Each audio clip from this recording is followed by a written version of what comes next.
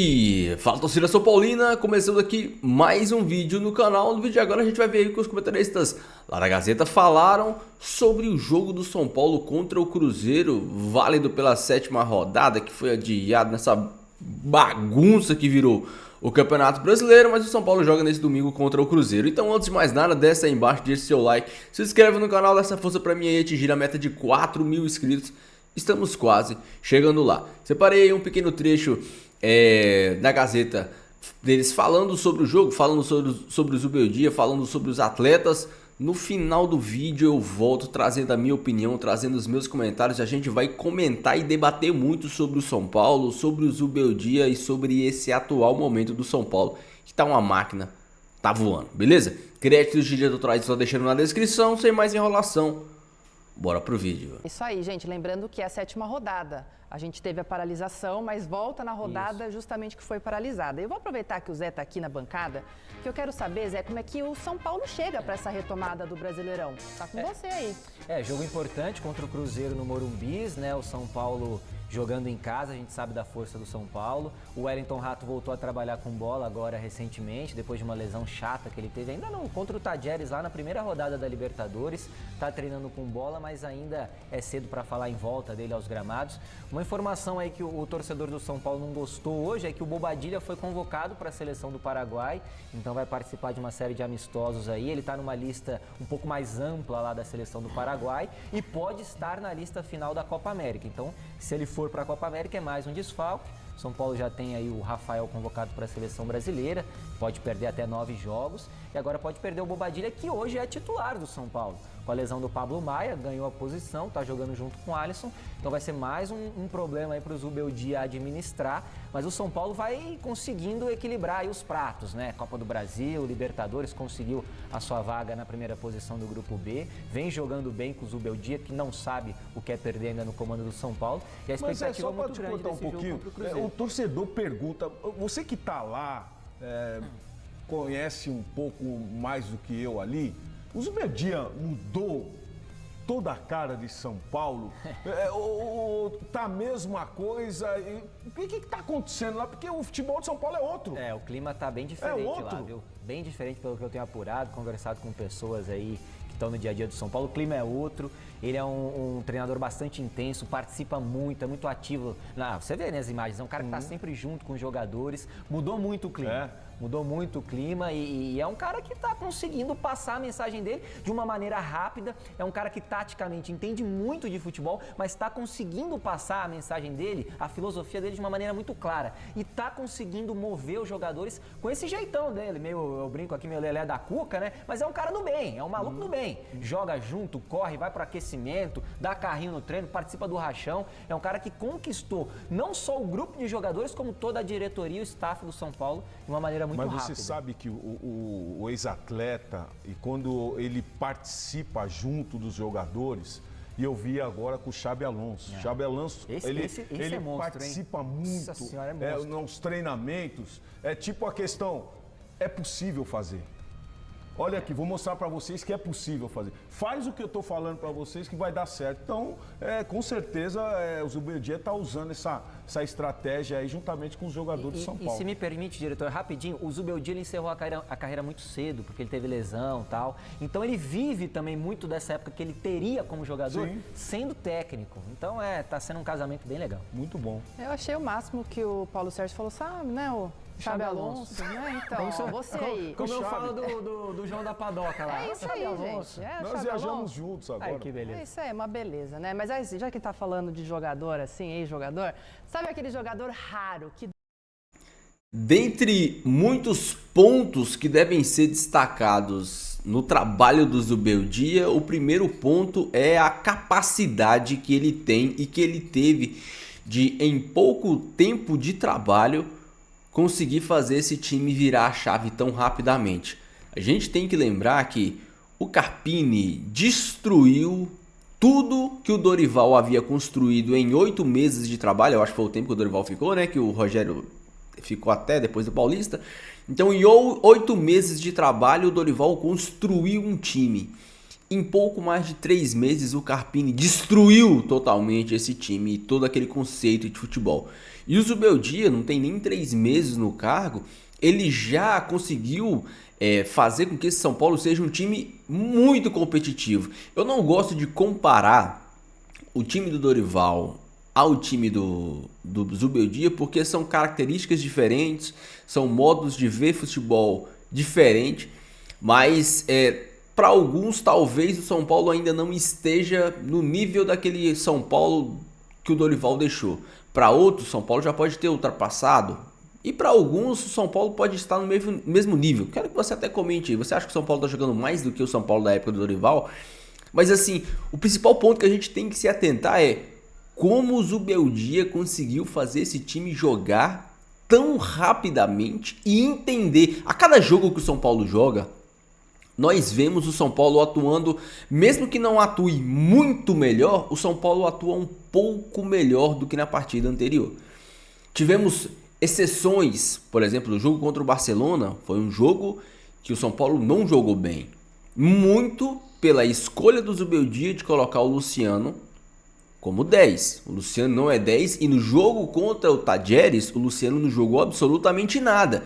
Ele achou aquele gol no final do jogo, foi um puta golaço, foi um Morumbi, foi a loucura, mas isso não tira, vamos dizer assim, a ideia, isso não pode apagar que o Luciano durante os 90 minutos não fez um bom jogo atuando por ali.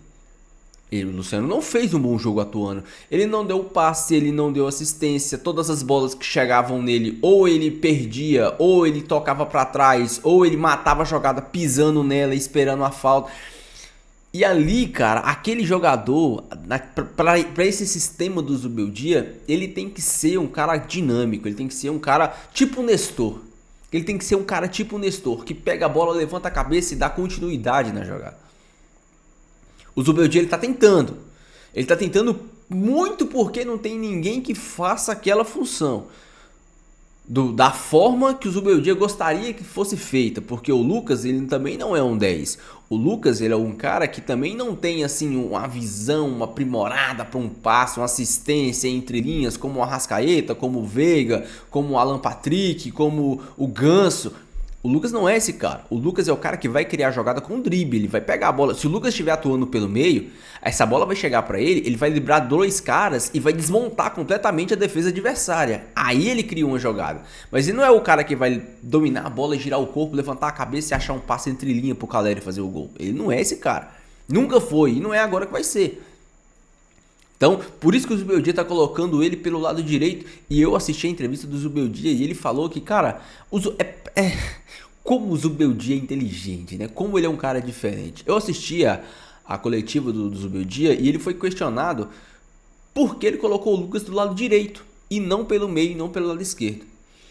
E ele falou que gosta de um time que tenha lados opostos. Não foi bem essa palavra, mas eu vou explicar para vocês o que ele quis dizer. Ele quis dizer que do lado esquerdo ele tem um Nestor que é um meia que não vai levar essa bola para o fundo, não vai driblar, ele vai dar dinâmica no jogo.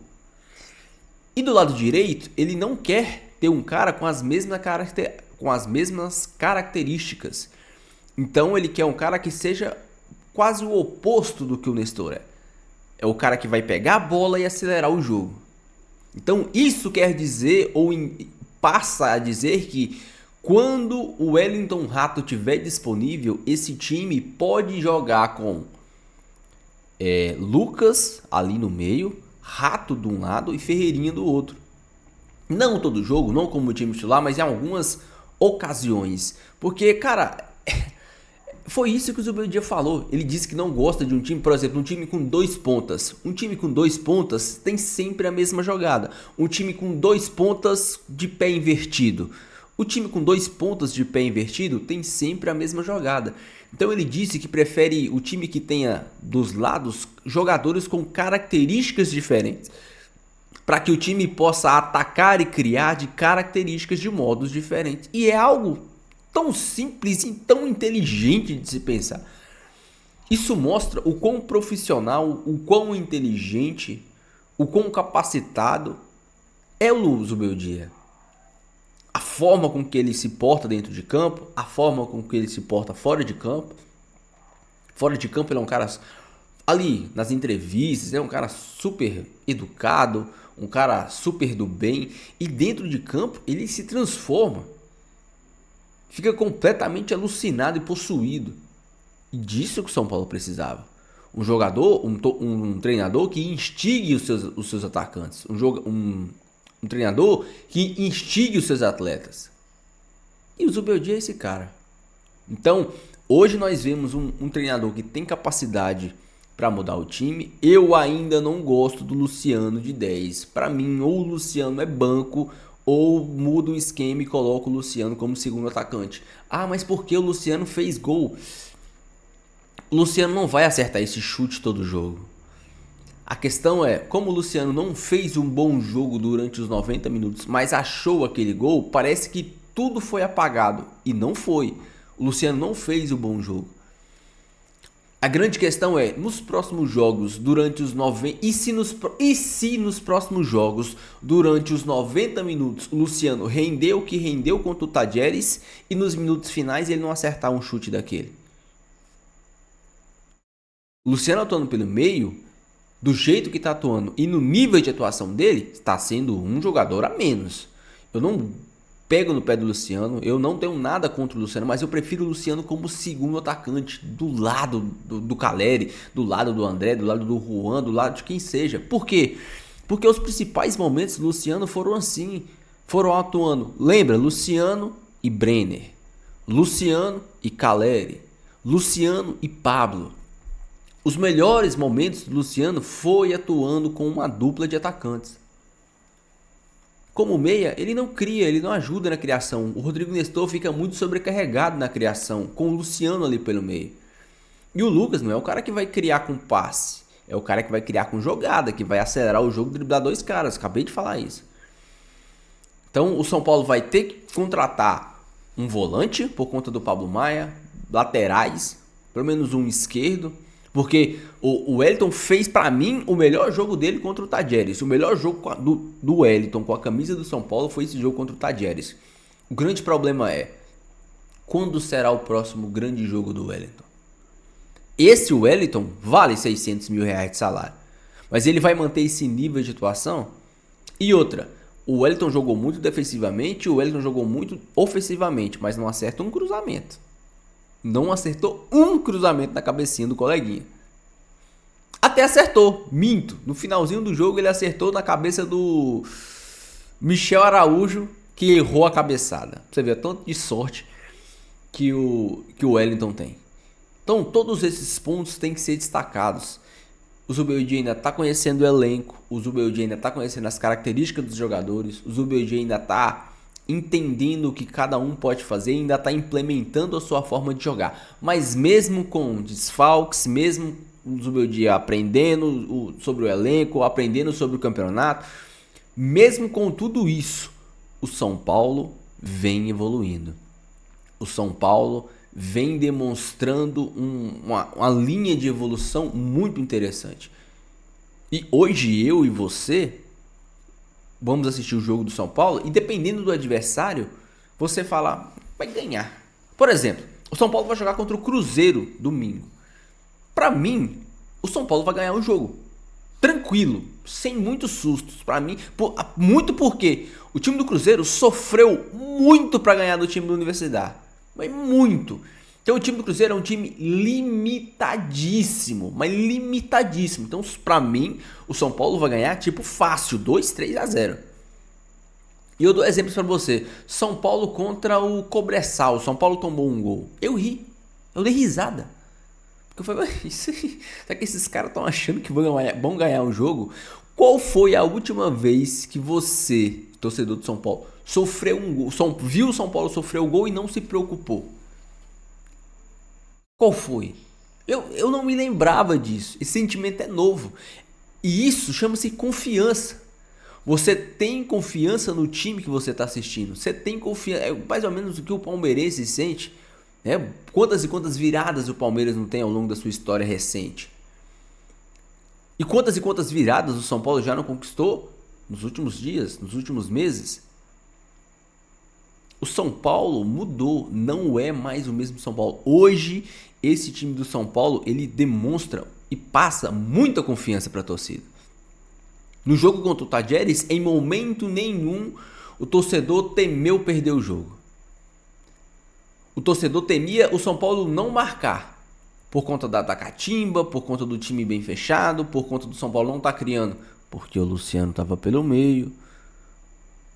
O torcedor pode ter temido muitas coisas, mas o torcedor não temeu o São Paulo perdendo o jogo.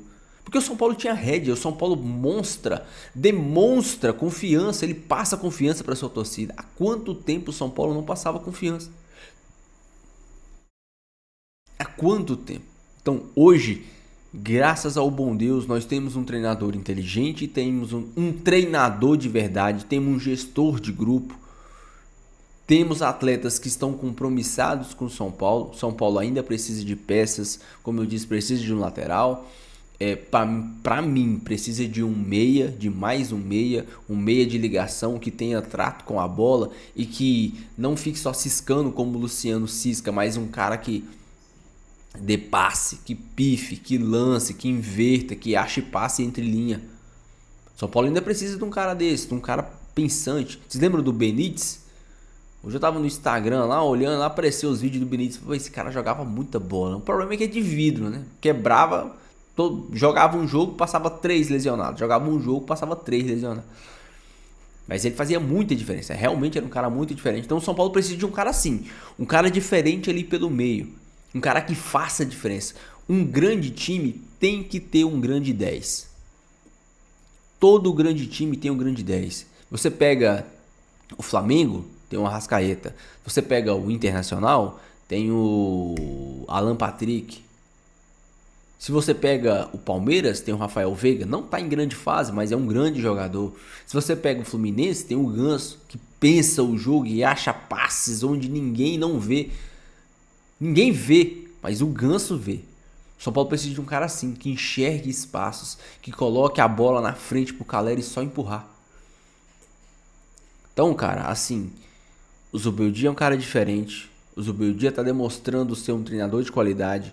O time tá encaixado, o time demonstra e passa confiança pros seus torcedores. E esse ano, pra mim, esse ano o São Paulo vai dar muita, mas muita alegria pro torcedor.